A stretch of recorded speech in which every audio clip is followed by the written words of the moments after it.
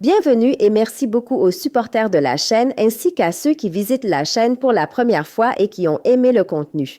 N'oubliez pas de vous abonner et d'activer la cloche pour recevoir les nouveautés de la chaîne. Le programme d'aujourd'hui est pour les amateurs de chocolat qui n'aiment pas la crème au beurre et la gélatine. Il aime une recette facile à préparer sans complications. Aujourd'hui, nous allons préparer ensemble sans balance. Tout sera mesuré avec la cuillère, avec du cacao et une mousse au chocolat. Comme d'habitude, j'ai laissé tous les ingrédients dans la boîte de description. Allons-y au nom de Dieu. La première chose avec la mousse au chocolat. J'ai pris 200 g de crème fraîche. Pour la crème, j'ai utilisé celle-ci à 25%. Bien sûr, nous pouvons l'utiliser. J'ai avec ça 3 jaunes d'œufs et j'ai 30 g de sucre et je termine avec 200 g de chocolat. Et voilà. Voici tous les ingrédients dont j'ai besoin. J'ai 140 g de crème que je vais fouetter ensuite. L'important, c'est qu'elle soit froide. Pourquoi pour moi, je l'ai transformée en autre chose que le réfrigérateur ordinaire. Ensuite, je continuerai à vous parler de ce que je vais préparer à la première étape à feu moyen, pas un peu. J'ai mis 200 g, je les ai mis sur le feu, c'est-à-dire qu'ils chauffent bien. L'important, c'est qu'ils ne commencent pas à bouillir, juste atteindre le point d'ébullition. Pendant ce temps, j'ai laissé 3 jaunes d'œufs avec 30 g de sucre. Je mélange bien naturellement. Accélérons un peu la vidéo pour ne pas vous faire perdre de temps. L'important, c'est que le sucre doit bien se dissoudre et je vous assure que celui qui essaiera le russe aujourd'hui va l'adorer, surtout s'il aime le chocolat et n'aime pas le beurre. Il aime que la crème soit légère pour l'utiliser comme garniture et enrobage. Je l'ai laissé de côté pour chauffer et j'ai du sucre mélangé avec les jaunes d'œufs, c'est-à-dire que la crème a chauffé avec moi pour que j'en ajoute une quantité sans tout verser sur les jaunes d'œufs. Après avoir versé la crème anglaise directement, je dois bien mélanger les jaunes d'œufs. Comme tout le monde le sait, si on verse quelque chose de chaud dessus, ça va cuire. Donc, il faut bien mélanger pour que notre mélange devienne homogène. À ce moment-là, je le verse à nouveau sur le reste de la crème anglaise et c'est une étape importante pour réussir. Le russe à la banane chocolat, ça se prépare exactement comme la crème anglaise. On continue de bien mélanger exactement comme on prépare l'eau. Il faut que le mélange soit continu, sinon ça ne sera pas comme on le souhaite. Et bien sûr, la consistance dont nous avons besoin doit être un peu plus légère. Ce n'est pas comme naturellement, nous continuons à remuer. Je n'ai pas ralenti. Je suis un peu rapide dans la vidéo pour ne pas vous faire attendre. Et c'est exactement la consistance dont j'ai besoin. Comme ça, déjà ma crème est prête. De même, nous pouvons essayer. Ici, comme vous voyez, cela s'appelle « si le mélange ne redescend pas », cela signifie qu'il reste. Voilà, la crème est prête directement et pendant qu'elle est chaude, on verse le chocolat. Pour le chocolat, bien sûr, il est préférable d'utiliser du chocolat parce que, en vérité, le chocolat bat à glace avec le chocolat.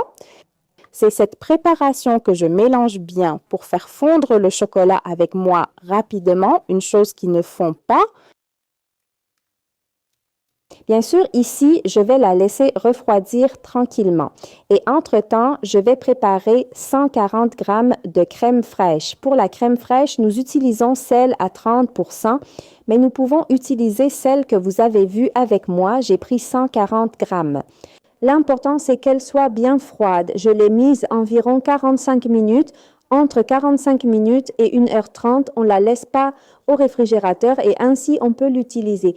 Et aussi, l'une des étapes les plus importantes pour réussir aujourd'hui. Il faut que celle-ci que nous avons montée ne soit pas trop ferme, c'est-à-dire sa consistance, elle ne doit pas être trop épaisse, elle doit être souple comme vous le voyez avec moi et ainsi de suite. Notre mélange est prêt, il ne reste plus qu'à tout mélanger ensemble pour obtenir un mélange homogène. Ensuite, nous pouvons l'utiliser directement. Je vous rappelle que le mélange de chocolat, crème fraîche, jaune d'œuf et sucre doit être bien froid avant de l'ajouter à la crème fraîche que nous avons montée. Et comme d'habitude, j'ai laissé tous les ingrédients en détail dans la boîte de description. Lorsque vous suivez la vidéo, suivez quelques conseils que je vous ai donnés pour réussir votre chocolat à la banane. Ces ingrédients, comme vous l'avez vu, sont vraiment simples. Il n'y a rien de compliqué. Préparez avec nous une recette très délicieuse et légère. Nous pouvons la décorer avec et l'envelopper. Vous pouvez aussi la mettre entre les couches. En fait, vous pouvez la préparer et l'utiliser pour le gâteau pour ceux qui n'aiment pas le beurre. Nous avons préparé la mousse au chocolat et passons au glaçage. Nous avons besoin de 5 œufs entiers pour séparer le blanc du jaune avec 5 grandes cuillères de sucre. J'ai divisé la quantité en deux, 80 g de farine exactement, ce qui fait 4 grandes cuillères de sucre, la même cuillère avec laquelle j'ai 7 grandes cuillères de lait.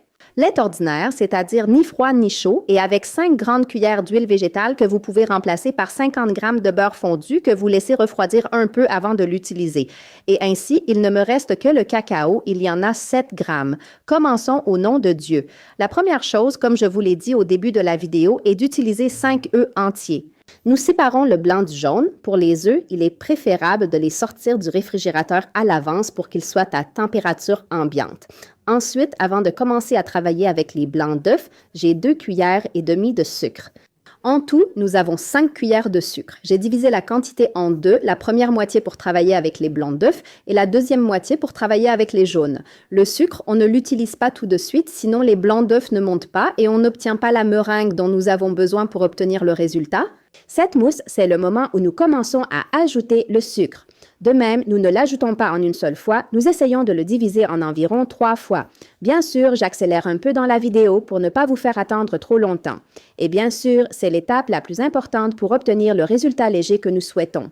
Nous n'avons pas encore commencé à ajouter le sucre comme vous le voyez avec la mousse que vous avez vue avec moi. De même, nous ne l'ajoutons pas en une seule fois.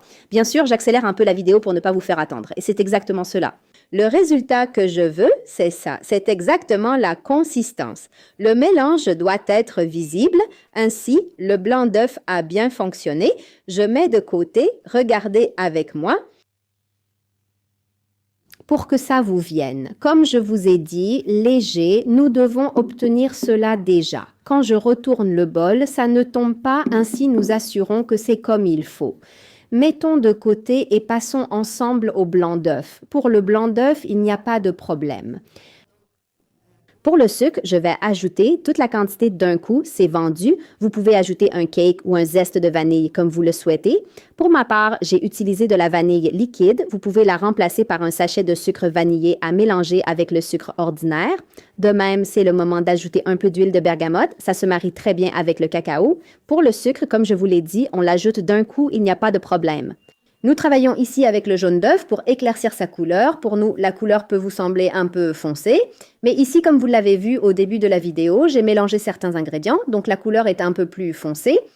Nous ajoutons ici l'huile, ce qui signifie qu'elle se mélange avec nous et dissout le sucre. Nous commençons à ajouter l'huile et continuons à ajouter directement le lait, ce qui signifie qu'il n'est pas nécessaire de travailler beaucoup. Entre l'huile et le lait, juste un petit coup léger pour obtenir un mélange homogène. Voilà, ici j'ai fini d'ajouter le lait. Je réduis le batteur et il ne me reste plus qu'à ajouter les ingrédients secs. Les ingrédients secs qui sont la farine et le cacao, c'est très important pour obtenir une texture légère. Nous devons tamiser ces ingrédients secs aussi. De la même manière, nous ne les ajoutons pas. Comme vous avez vu, je les ai mis de côté pour les ajouter à la toute fin. Et quand j'ajoute la farine ou le cacao, nous essayons toujours de ne pas tout mettre d'un coup. Nous ajoutons presque en 2 ou 3 fois. Comme vous avez vu, le thème d'aujourd'hui était le cacao. J'ai utilisé de la farine et du cacao. Je vous rappelle que chaque sachet de cacao contient 7 grammes. J'ai utilisé en tout, comme vous voyez, 7 grammes.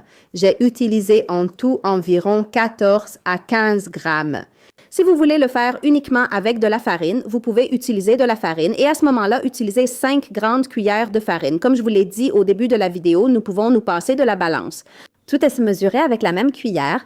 Donc, pour résumer avec vous, nous avons utilisé 5 œufs avec 5 cuillères de sucre, 5 cuillères d'huile, 5 cuillères de farine. Pour la farine, si vous utilisez du cacao, réduisez. Utilisez 4 cuillères de farine et 1 cuillère bombée de cacao avec 7 cuillères à soupe de lait. Donc, tout est dans les 5, y compris le lait. J'ai utilisé 7 grandes cuillères à soupe de lait. J'ai bien mélangé les ingrédients secs qui sont la farine et le cacao avec le mélange de blanc d'œuf. À ce moment-là, nous commençons à ajouter la meringue. Pour que la meringue ne retombe pas, nous l'ajoutons également en 3 fois. Faites attention ici, il faut bien mélanger, c'est-à-dire bien mélanger le cacao et la farine avec les blancs d'œufs pour obtenir un mélange homogène. À ce moment-là, nous commençons à ajouter la meringue. Pour rappel, il ne faut pas tout ajouter d'un coup, on l'ajoute en environ 3 fois. Et bien sûr, avant de commencer à préparer ce mélange, j'ai préchauffé le four à 170 degrés. Le four est un peu fort. Si votre four n'est pas très puissant, vous pouvez la cuire à 180 degrés. Ici, nous mélangeons de cette manière, de haut en bas, pour ne pas faire tomber l'air que nous avons incorporé dans les blancs d'œufs, comme vous l'avez vu avec moi. Pour la préparation de notre mélange, cela ne prend pas beaucoup de temps. Il est très important, comme je vous l'ai dit, de préchauffer le four avant de commencer à préparer notre préparation, pour que directement après, le four soit directement prêt et chaud. J'ai fini par mettre la dernière quantité de tout ce qui reste pour le verser sur le plat que j'ai montré. Pour cela, vous pouvez graisser le plat avec un peu de beurre ou de notre mélange pour qu'il reste bien en place et ne bouge pas lorsque vous versez le mélange.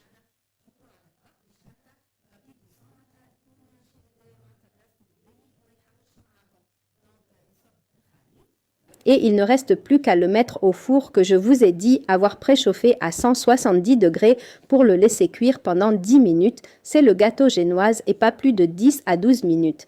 Entre 170 et 180 degrés, à vous de voir avec votre four, je l'ai mis avec. Avec la ventilation du four et avec les mêmes ingrédients, nous pouvons ajouter 50 g de chocolat noir, le faire fondre, le laisser refroidir et l'ajouter au jaune d'œuf, ce qui rendra le gâteau plus moelleux et renforcera la saveur du chocolat. Si vous allez préparer quelque chose au chocolat, que ce soit une mousse au chocolat ou un gâteau au chocolat, renforce la saveur et rend le génoise très délicieux. Comme ça, vous pouvez aussi le préparer et le garnir de caramel. J'ai déjà préparé avec vous un génoise au caramel. Je vous ai laissé ça. J'ai laissé la méthode dans la boîte de description et après 10 minutes exactement à 180 degrés. Le génoise que j'ai préparé, mashallah, l'odeur est tellement agréable et très savoureuse. Je laisse la génoise de côté pour qu'elle refroidisse tranquillement. Ensuite, je la coupe selon le moule dans lequel je vais faire le montage. Je vais utiliser ce moule que j'ai enveloppé de papier pour qu'il adhère avec l'œuf dans le moule. Je travaille avec du beurre ou du chocolat fondu. Ensuite, je commence à mettre les couches. La première couche, bien sûr, sera la génoise. Pas besoin de la préparer, c'est-à-dire pas besoin de l'imbiber. Donc, je verse dessus, c'est-à-dire une couche de mousse au chocolat. Et bien sûr, nous pouvons terminer le montage de la même manière. Il suffit de mettre une couche de génoise avec une couche de mousse au chocolat où nous pouvons aussi renforcer la saveur du chocolat en restant dans le même thème de chocolat ou en ajoutant de l'huile ou ce que nous voulons. Comme je vous l'ai dit, la mousse au chocolat suffit ainsi. Et c'est la dernière couche. Alors naturellement, j'ai mis, c'est-à-dire même plat de cette manière, les couches restent telles quelles. Cela signifie qu'elles conservent leur forme parce que comme vous avez vu, c'est ouvert, ce n'est pas fermé. Bien sûr, je couvre et je le mets à l'intérieur. Le lendemain, je l'ai sorti. Je fais comme ça, comme vous voyez avec moi, mashallah. On enlève facilement, surtout quand on l'utilise. Naturellement. Nous décorons de la manière que nous jugeons appropriée pour nous. Regardez avec moi aussi, pareil pour la couche. N'oublions pas que je l'ai mise, comme je vous ai dit, pour faire.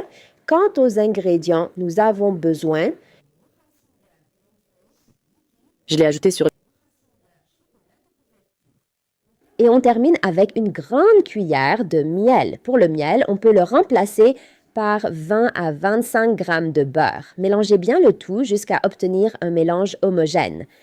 Et ensuite, pour arroser, bien sûr, il ne faut pas que ce soit trop chaud.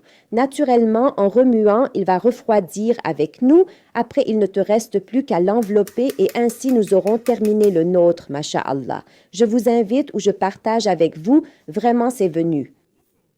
Surtout pour ceux qui aiment le chocolat et ainsi notre gâteau est prêt. On peut le servir tel quel ou bien le décorer de la manière que l'on juge appropriée, mais vous verrez avec moi. J'espère que vous avez trouvé cela utile et que la méthode vous a plu. Et comme d'habitude, si vous avez des questions ou si vous voulez voir avec moi, laissez-moi un message et j'espère revenir vers vous avec une nouvelle recette.